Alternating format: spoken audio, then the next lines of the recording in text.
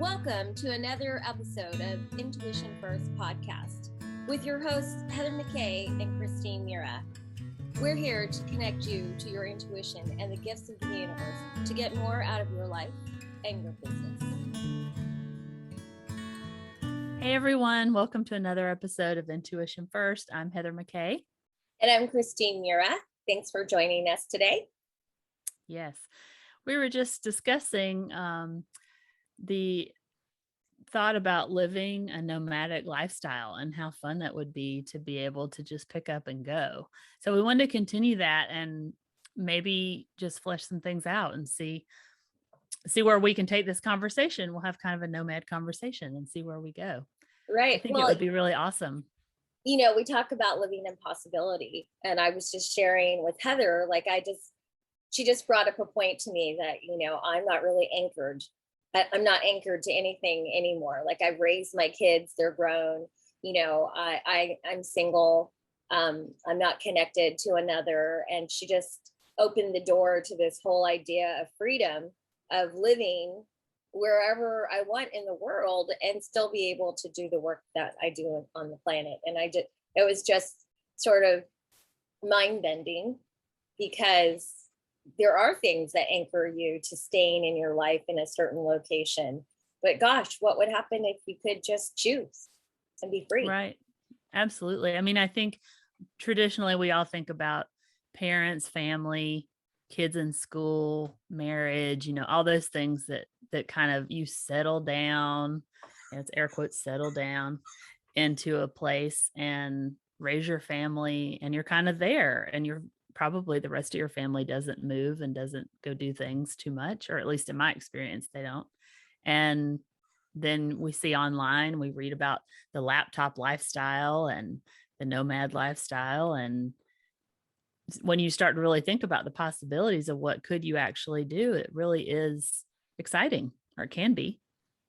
Yeah, I mean, I feel like the pandemic has created this catalyst and accelerator for all of us to really look deeply at what we want to live into, what we want to create, and not just do things out of tradition, ritual, culture, right? So yes, like when I was in my 20s, my family was about, okay, get your first place, get your first a condo, and then buy a house, and you know, and then you have a mortgage around your neck. You know, that young people call it an albatross, because right. You are literally not able to do anything but be a part of the economic machinery that keeps society going.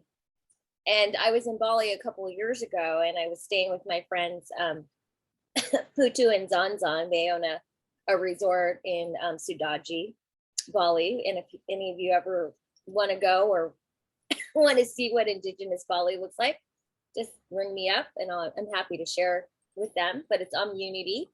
And they had all these guests that would come. So Putu makes 3 meals a day. And we all sit, if we're around, we all sit together and we eat and we talk about our day or what the adventure was. And I met so many young couples that were literally in their mid-20s to early 30s. And they were in Bali having an adventure. And you know how long they were there for? Like, we're used to 5 days, 3 day, whatever. Right. They were there for like 2 months. Wow. They were traveling Indonesia for 2 months. Well, how could they do that? They're like, well, we don't have a mortgage, which a mortgage takes up a majority of your funds every month. Right. So they live in an apartment, really, something small. They work, they save money, and then they either quit their job or they bring it with them on their laptops, and they travel for, anywhere between six weeks to 8 weeks. Wow. And I just thought, wow. And these people were European, they weren't American. So it was just, it sort of hit me upside the head, like, wow, I could have traded all those things in for this idea of security, of having, an abode, versus traveling the world and getting exposure to the experience of life on Earth. Right. I have, a lady that I kind of used to know through school. She and her husband, they have, I think, 3 or 4 kids. sold everything and bought a camper, and they have been traveling around, and I've seen her stuff on Facebook, and the husband has a job he can move around with, and they travel everywhere. And those kids have been all over the United States and stayed multiple weeks in multiple places doing different things. And I can't imagine how much they've learned with all Oh of that. yeah. And I think we're just brought up to, that is, like you said, the economic machinery. I mean, you go to school, you go to college, you get a job, you get married, you have children. Like those are the things, the milestones everybody talks about doing and reaching. And, doing something like going and traveling and being different is just not what we're taught that's even possible. Well, I mean, look at the chaos that's happening right now, where we've got all these strikes, Right. huge strikes happening all over the country, where workers are rebelling, Right. because the top 1% of the company takes off with, all the profits, while all the worker bees are struggling. And it's like, It's like, for what? Right, for what? Why are we struggling? Well, here, I'll use my life as an example. So my husband, Asian man, did everything right, went to school, college, graduated, went to Saudi Arabia. He went over there to program for a couple of years because the bucks were really big.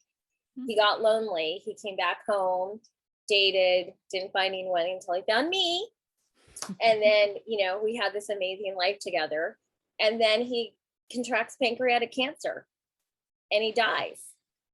Right. Like, the singular best thing that my husband did was have his kids, because his two boys are like amazing humans, and they're a great example of what it needs to be balanced between your energies, your feminine and your masculine energy, because they're still really strong boys and young men, but they're compassionate, and they care and they have an empathetic heart. Yeah. Thank you. It was good that in me. Thanks to Christine. But thank you. What that really showed me was like, here he had done everything right, right, followed all the P's and Q's. And then he just didn't even get to really enjoy what it was that he was working super hard for. Right. And while I am very grateful and blessed that he provided for us as well as he did in life and in after, that, there's just so much more than doing the daily grind. Yeah. Getting up, going to work, paying the bills, doing the chores. Yeah. It feels like Groundhog Day a lot of the times, even though, I mean, I can't complain about my life, but you do feel like there's such a routine sometimes, especially over the last year and a half, when we haven't really been able to do anything outside of the routine. We're not traveling on vacations as much and all those kinds of things. So you're not getting that variety that you need in life. Even just a week ago, we went up to North Georgia and got apples and spent the day driving around in the country and the mountains and everything. And it was beautiful. And it was just great just to get out and do something different. But we love to travel before the pandemic and before we had Samantha, and, just we miss it. And so I can't imagine, your whole perspective changes with the death of a loved one. I lost my mom. She was only 38. She didn't get to live out her life either. And now with everyone, having someone in their life or someone they know that they've lost due to this pandemic, your perspectives all over the world are changing. So I think that's part of what's causing this huge shift in workers and what they think and what people want to do with their lives. They don't want to be part of that grind anymore. Well, it's like the Matrix, the movie's The Matrix. Yeah. Okay. And so when Neo realizes that he's living inside a liquid pod and he wakes up and he takes his first breath, right, he's dropped down the chute into the vast pool of it's like the discharge or the garbage area, but that's when he becomes fully alive. Right. So that is what the pandemic is for so many good people. Analogy. It's like that wake up call. It's like maybe there was somebody in their family that has caught COVID and died, or maybe people I've lost a number of relatives, not from COVID, but just because they're old, right? Right. So the shift on the planet, the vibrational energy of the planet is rising to this level of awakenedness and choice, Yeah. right? And that's why that whole thing with a nomad life for me would be like, oh my gosh. I mean, I just can't, I like dreaming it of, oh, I'd wake up in Thailand and I, get to go to the ocean, and then I'd work a little and, have a few calls, and then I'd get to be at the ocean. The problem for me is that I don't drink, I don't imbibe drugs, I don't do those things. And I know Yeah. a lot of times when people travel, they like to drink and hang out or whatever. So I'd have to find new adventures. Maybe there's pickleball in Thailand. I don't know. Maybe you could teach them pickleball if there's not pickleball. That would be fun, right? Yeah. Yeah. So then you could, and you can hang out drinking lemonade. You don't have to have a glass of wine or anything. But I mean, think how many people you could meet. Think how many people that you could help. Well, and it's so funny. That need to know you. Well, thank you, Heather. But it's so funny because sometimes, so most of my life, I've always felt like a black sheep. Never fit into my mom's family. I was always too loud, too verbose, calm yourself down, too energetic. And then I've only have like on my left hand, I only have so many friends that I've known since I was young. Most of them have fallen away, but the ones that I've had since my early 20s are really dear friends to me. But sometimes I lament because most of my family is gone. I have one brother who lives 4 hours away, so it's not like we can see each other all the time, but we talk all the time. And sometimes I lament, like, oh, I wish I had those relationships, where people are calling each other and what are they up to, and let's just go do this and be really spontaneous. And yet you just brought to mind to me today, like the freedom I have and my ability to meet people has always been very easy for me. So what would that mean if I lived a nomadic lifestyle? Wow, my mind is being blown right now. I know the possibilities are literally endless, literally endless. And Yes.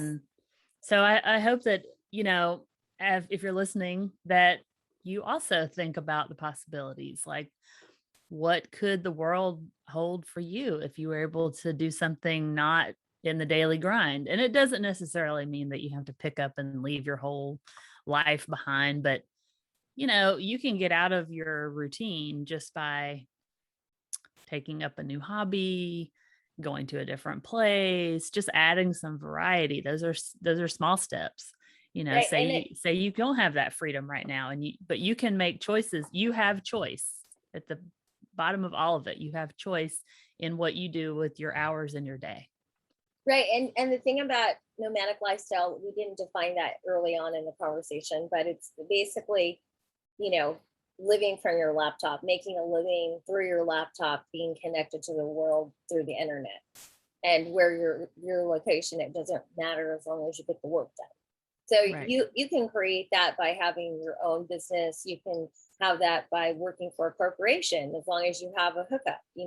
I have a friend, Steve, and he and his wife have a really long trailer. Is that camper? Like a camper. Mm-hmm. Yeah. So they lived in Arizona. They sold everything. They bought their big camper. So they live the summers in Montana and the winters in Arizona, and they travel everywhere in between. And Steve will take, when he's traveling, he'll take his pickleball. That's how we know each other. He's my business partner, but he'll play pickleball while they're traveling.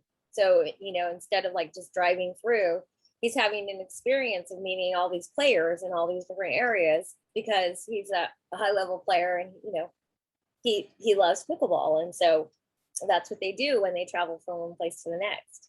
And then he just shared with me that they're thinking of going to Thailand next year. Oh, wow. Because he has a laptop lifestyle.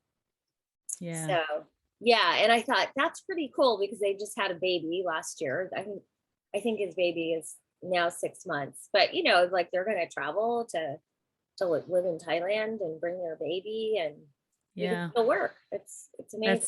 That's exciting. And think about that child being brought up in not the routine way that we've all been brought up in for so long. I mean, that child's gonna have, I mean, you can homeschool, and all the homeschooling options have really increased. And, I know several people who homeschool now, and they, even locally, they go around to different things. And I just think, that would make learning so much better if, you're not just learning about, I don't know, buffalo, you're seeing the buffalo out in the wild, Right, or right.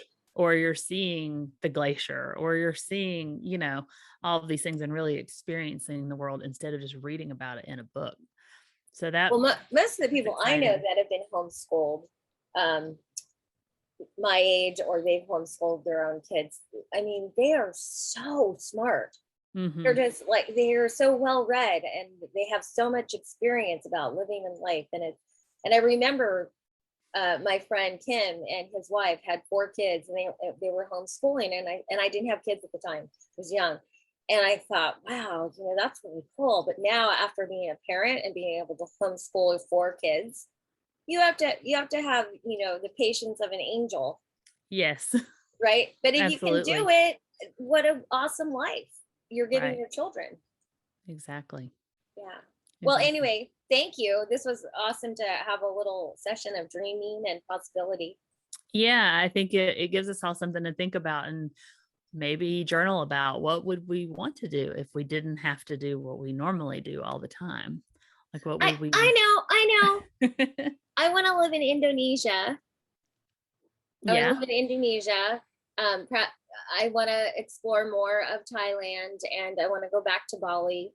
I'd love to have a place in Bali that I could, invite people to come.